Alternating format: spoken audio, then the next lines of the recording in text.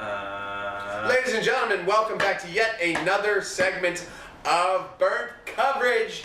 Thanksgiving defensive segment week 12. Hi, how are you? I'm your host Joel. And I'm Curtis. And what are you going to get defensive with this week, Curtis? Oh, I'm going to get real defensive with you, and it's going to start off with a team that I know we all love to love, and that's the Cleveland Browns. Cleveland Browns defense.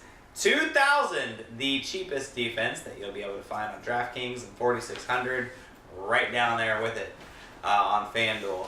So yes, are the Cleveland Browns good on defense? No. No, they're not good on defense. In Are fact, they good on offense? No. well, No. it gets to be seen. Are they good at anything? No.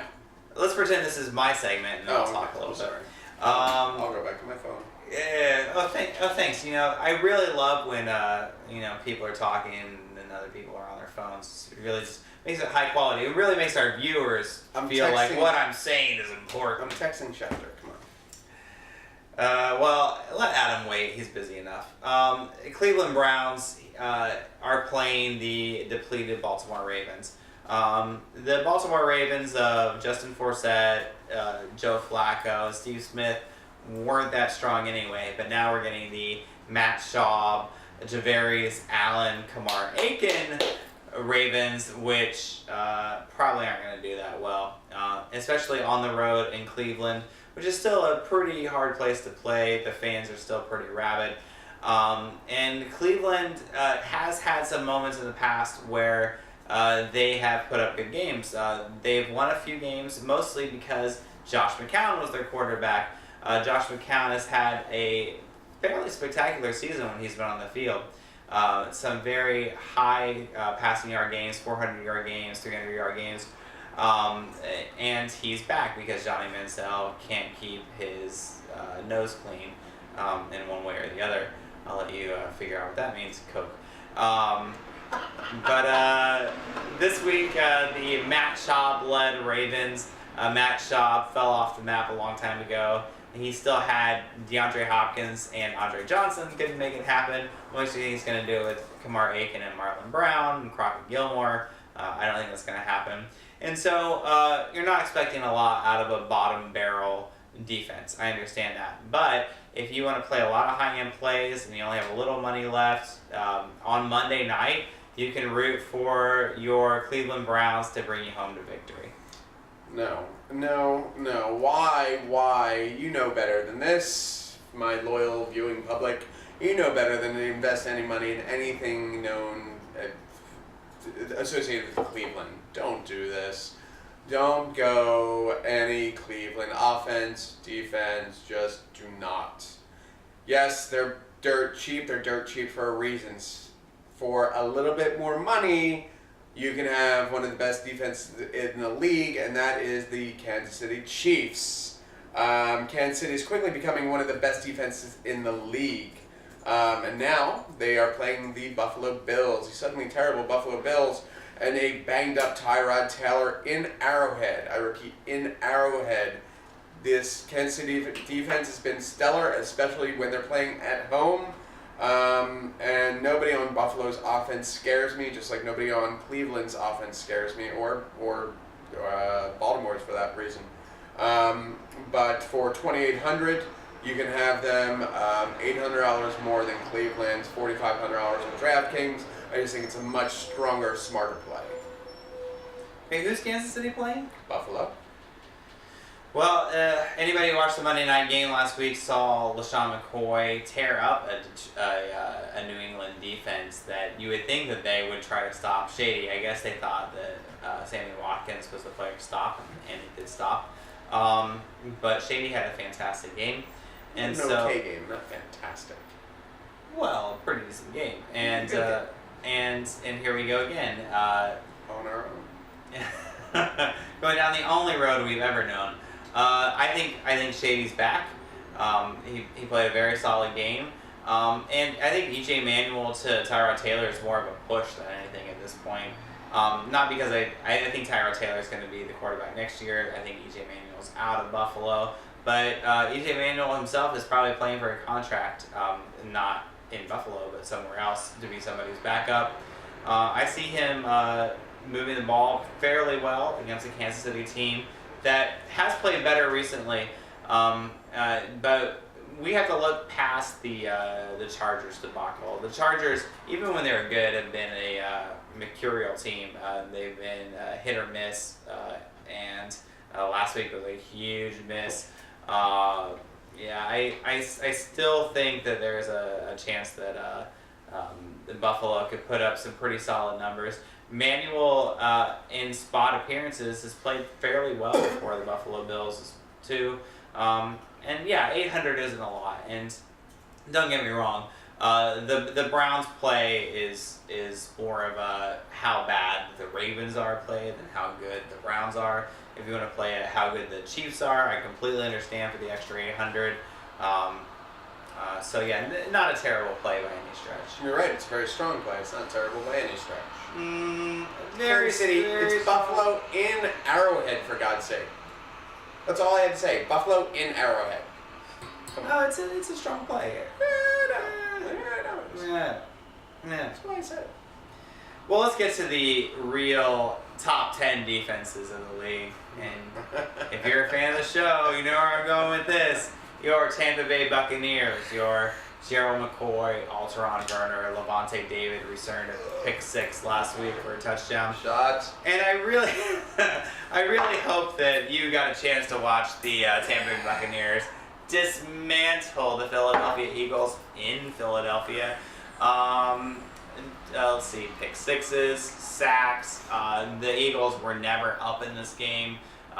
They were at one point down a touchdown, but that was about it. We were up in this game. We were up 7-0 at one point. The Josh Huff. Oh, that's right, Josh Huff. Thank you. Sorry, Josh Huff touchdown. Josh Huff. Wrong on your facts. Fluke touchdown, Josh Huff.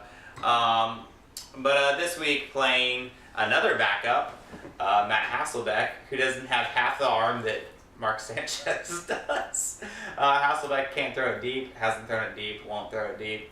And even if he could, he would throw it to T.Y. Hilton, who's going to be covered by Alteron Werner, who has shut down #1 receivers so far this year.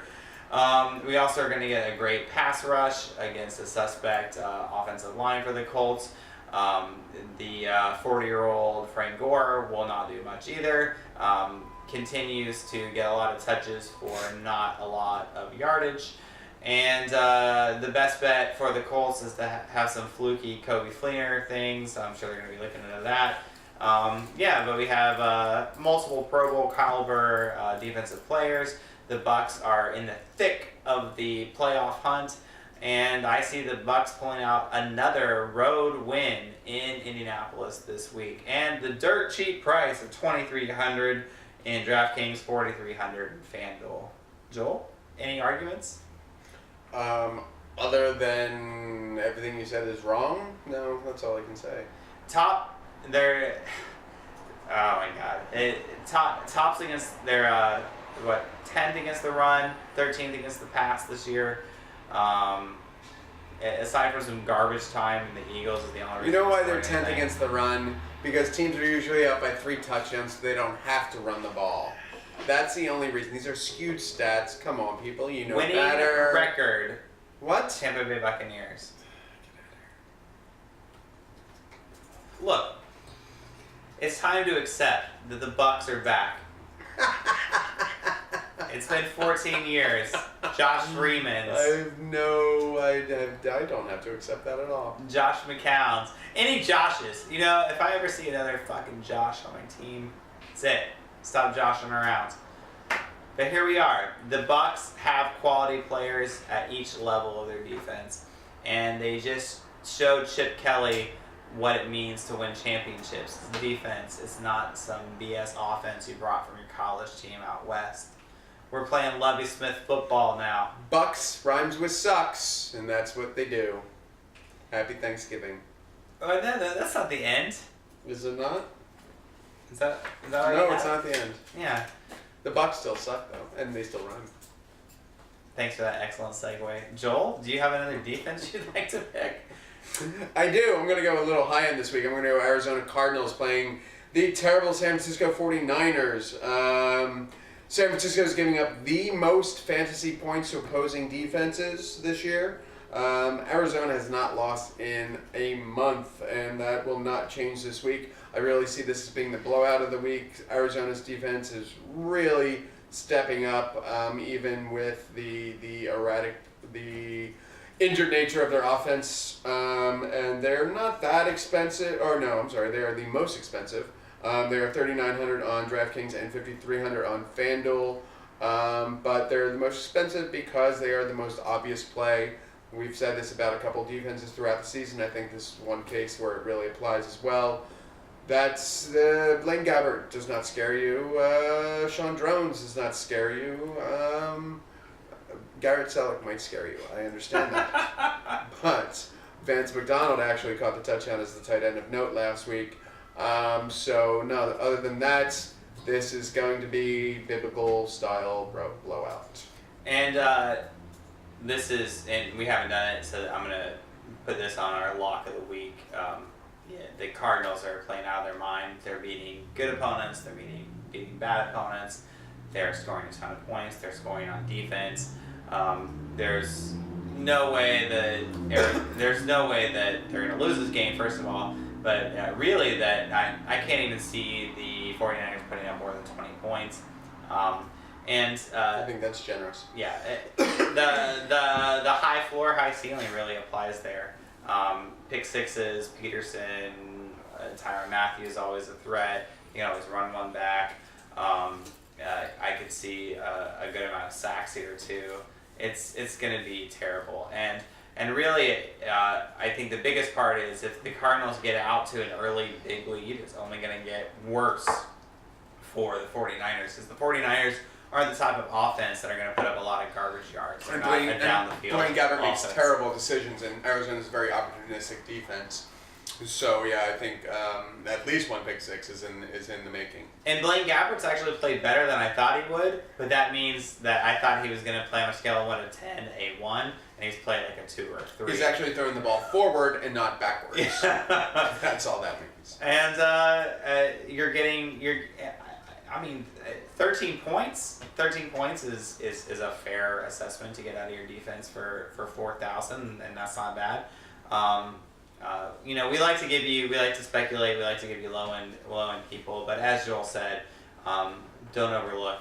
This is going to be my most played defense of the week. They're going to triple their price. Yeah, and that's fantasy goodness, as you all know. And if you can find maybe the lower end people that we've talked about in other segments, make sure you watch all of our other segments, like them, and tell all your friends and make them like them too.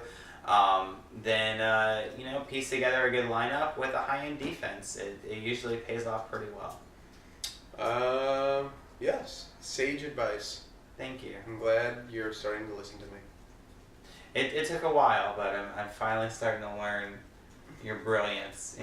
I'm glad you are thankful. I'm glad you picked the most obvious defense. You were thankful for me this week, and this week of thanks, most I'm glad that you thanked me. And let me just for bringing knowledge to you and to the masses. And I am thankful that this show is almost over, because sitting on the couch. We're not. We still have 5 more weeks. We gotta talk about playoffs. Playoffs. We won't even be able to play by then. Anyway, I'm Curtis. And I'm Joel. And we hope to see you next week or next segment. And make a turkey sandwich on the couch. Not on my couch, because we don't eat on the couch. I would not eat off of this couch. God, don't eat off of this couch. Bye.